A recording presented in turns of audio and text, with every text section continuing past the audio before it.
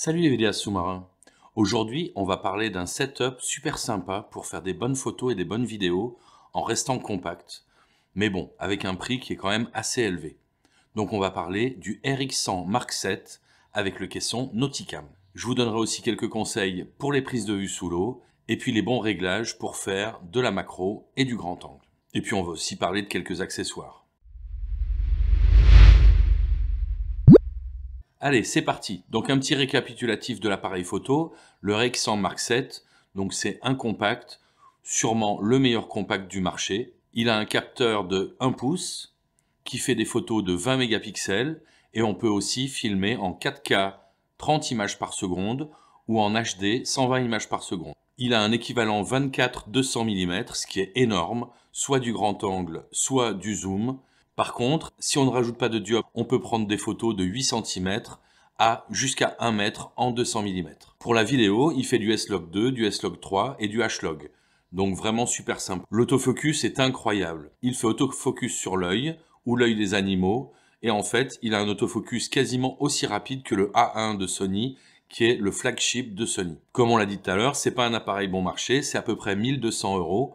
Mais bon, avec tout ce qu'il a, c'est vraiment impressionnant. Et puis évidemment, on peut utiliser le mode manuel qui va vous permettre d'avoir toute la flexibilité de l'appareil photo et aussi de progresser et par la suite d'être prêt quand vous passez à un mirrorless ou un DSLR. Le caisson Nauticam est un caisson en aluminium, il est usiné et il est vraiment très compact. Il a un système de fermeture qui est super pratique et super safe. Si vous prenez la version Pro, vous aurez aussi une platine avec 2 bras, avec des boules de 1 pouce et le système de sous-vide qui va vous permettre de vous mettre à l'eau en toute sécurité sans avoir peur de noyer votre appareil. Tous les boutons sont paramétrables et ils sont aussi ajustables sous l'eau sans aucun problème avec le caisson. Quand on veut faire du grand angle, on va devoir changer de port.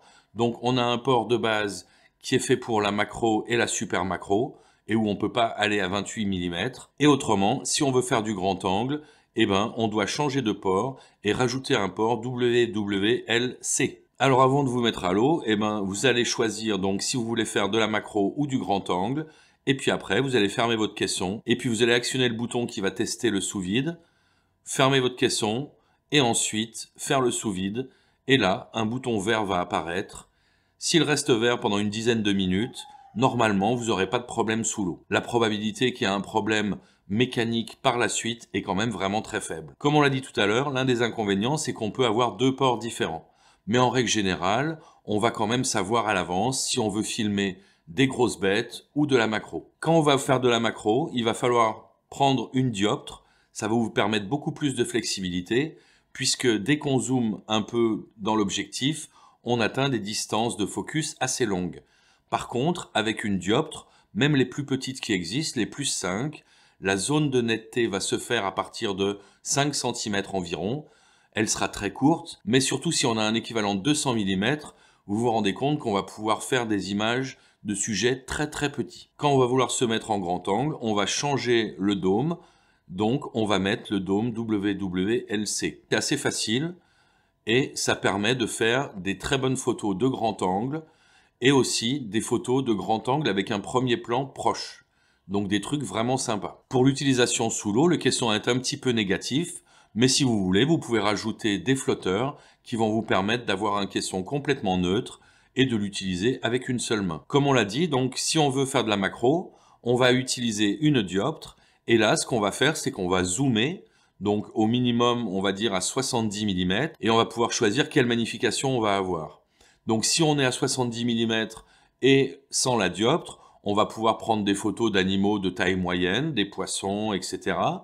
Si on veut zoomer un peu plus, on pourra prendre des photos et des vidéos d'animaux un peu plus peureux, par exemple des poissons clowns ou par exemple certains poissons qu'on a du mal à approcher. Et dans ce cas-là, on se met sur 100 mm, on reste à environ 1 mètre de distance et il n'y aura pas de problème. Par contre, on peut aussi faire de la macro et de la super macro en étant zoomé au maximum si on en a envie et en utilisant la dioptre. Donc vous imaginez bien que si on est à 200 mm complètement zoomé au niveau optique et qu'en plus on a une dioptre avec laquelle on pourra se mettre à 4 ou 5 cm du sujet, on va pouvoir avoir soit des détails sur un poisson ou un animal quelconque, soit prendre des photos ou des vidéos de choses comme des mini nudibranches qui font 5 ou 6 mm de long. Mais bien penser qu'on devra donc toujours zoomer dans l'objectif pour pas avoir de vignettage avec l'objectif. Pour le grand angle, donc on va mettre le dôme grand angle qui lui va vous permettre d'avoir un angle énorme. C'est vraiment un très bel équipement en verre qui va vous permettre d'avoir des sujets super proches mais aussi d'avoir un grand angle vraiment sympa. La qualité du verre en fait vraiment un outil formidable. Après le prix, par contre, là c'est un peu différent puisqu'on parle de 1200 ou 1300 euros juste pour le dôme. Quand on veut faire de la vidéo, on essaye d'être évidemment le plus stable possible et il existe un accessoire qui va vous permettre d'attacher sous le dessous une platine et laquelle aura 3 boules de 1 pouce qui vont vous permettre de mettre des bras. À ce moment-là, vous pourrez vraiment avoir 3 bras et être super stable pour vos vidéos. L'un des inconvénients, c'est que la platine plus les boules plus le minimum de distance à laquelle on va pouvoir mettre les bras fait qu'on se soulève d'environ 5 cm, voire même un petit peu plus.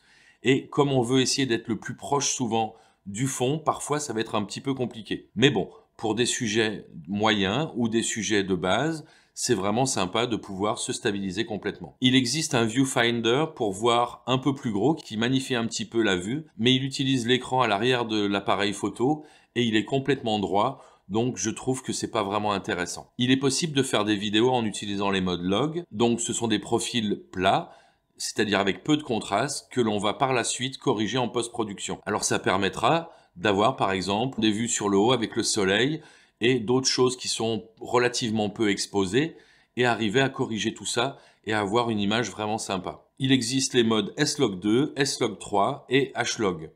L'avantage, c'est que si vous avez un autre équipement Sony, eh ben, ça va devenir super facile de les étalonner et de les mettre en correspondance. Par contre, ça représente un petit peu de travail. Si vous voulez faire des corrections de couleurs, j'ai quelques petites vidéos sur la chaîne qui vont vous aider à faire des bonnes corrections de couleurs et avoir par la suite une image super sympa. Alors pour les settings de base de la caméra, les choses qu'on veut faire avant d'aller plonger, je vous conseille de prendre des photos en RAW et JPEG.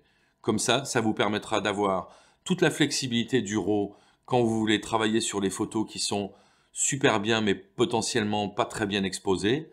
Et aussi, vous pourrez directement avoir des photos que vous pouvez utiliser directement pour les réseaux sociaux avec le JPEG et sans quasiment aucun travail. En plus, le JPEG, s'il y a un fichier qui est corrompu, ça peut toujours faire un backup qui est quand même sympa d'avoir. Pour l'autofocus, je vous recommande de mettre le mode wide quand vous êtes en grand angle. Par contre, quand vous allez faire de la macro, je vous conseille le point flexible. Et d'ailleurs, le point le plus petit possible. Comme ça, vous allez mettre votre point sur l'œil, soit en pressant à moitié et en faisant une composition en bougeant l'appareil photo, soit en bougeant le point de focus. Et comme ça, vous ferez le focus exactement où vous voulez et la photo sera sharp et super bien au niveau de l'œil. Pour la vidéo, je vous conseille plutôt le S-Log2 qui sera plus facile à corriger en post-production, parce que le S-Log3 en 8 bits, ça peut être compliqué. Et autrement, le mode H-Log, qui est vraiment sympa aussi, et qui est très facile à corriger. Pour le format de la vidéo, vous avez deux choix. Soit vous vous mettez en 4K, et dans ce cas-là, vous utiliserez 30 ou même 25 images par seconde. Donc vous pourrez cropper dans l'image, mais par contre, pour faire un ralenti, ça va être quasi impossible. À l'opposé, vous pouvez choisir de prendre vos vidéos en HD, et là, vous avez la flexibilité d'être à 120 images par seconde, donc de faire un super ralenti par 4 ou par 5. Pour l'exposition, ça va dépendre de ce que vous voulez avoir comme rendu. Vous allez avoir un F avec un petit numéro si vous voulez du flou d'arrière-plan, ou à l'opposé, si vous voulez une grande zone de netteté, eh ben, vous allez avoir un gros F. En vidéo, par contre, votre vitesse d'ouverture va être en fonction du nombre d'images par seconde. Si vous voulez du 25 images par seconde, il faut être à 1/50e. Si par contre vous voulez faire du ralenti et que vous êtes à 120 images par seconde, eh ben, il faudra être à 1/250e. Parce qu'un 240e n'existe pas. Je vous conseille aussi de mettre le mode qui va permettre de voir vos photos pendant 2 secondes. Comme ça vous permettra de les vérifier avant de passer à l'image d'après. Alors on peut toujours mettre en lecture, mais c'est quand même bien sympa et pratique d'avoir au moins 2 secondes d'affichage, de voir si ça a l'air bien ou pas, et puis de rapidement pouvoir prendre la photo suivante. Évidemment, ça vous empêche de prendre des photos en mode rafale et de voir ce qui se passe en instantané, mais bon, de toute façon, sous l'eau, on ne fera pas d'instantané, à moins d'avoir uniquement des phares comme éclairage. Mais si vous utilisez un flash, de toute façon, il faudra attendre que le flash se recharge, aussi bien celui de l'appareil que celui sous l'eau. Quand on veut faire de la macro ou de la super macro, on peut utiliser le manuel focus, donc le focus manuel, et on aura l'avantage de pouvoir utiliser ce qu'on appelle le focus picking. Donc en fait, le focus picking, ça va faire que la zone de netteté va être éclairée en rouge par exemple, ce qui est d'ailleurs le mieux sous l'eau, et vous permettre vraiment de voir l'endroit précis où se fait le focus. Les réglages de base, en grand angle, je vous conseille un ISO 200, f5 et un 125e. Alors ISO 200, c'est comme ça, un peu plus de lumière rentre qu'avec un ISO 100, mais sans avoir de bruit. F5, ça veut dire que c'est pas une zone très très courte de netteté, mais quand même, on a plus de netteté à l'avant qu'à l'arrière. Par contre, il y a beaucoup de lumière qui rentre. Et F125e, en règle générale, c'est ce qui va vous permettre d'avoir le bleu le plus joli. Pour la macro, c'est un peu différent, évidemment. On veut avoir un ISO de 100, comme ça, pas de bruit du tout, et pas tant de lumière que ça qui rentre. On veut avoir un F11 et passer à un 250e.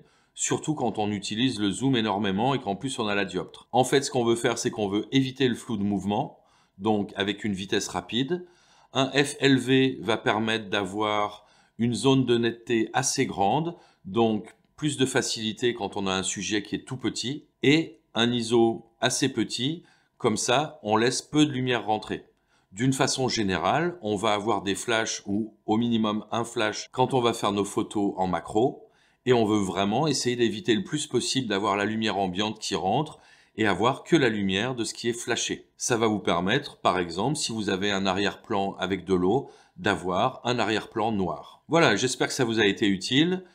N'hésitez pas à vous abonner. Bientôt, je vais faire une vidéo sur les TG5, donc si vous actionnez la cloche, vous serez notifié quand elle sortira. Et puis, n'hésitez pas de venir nous voir à Bali.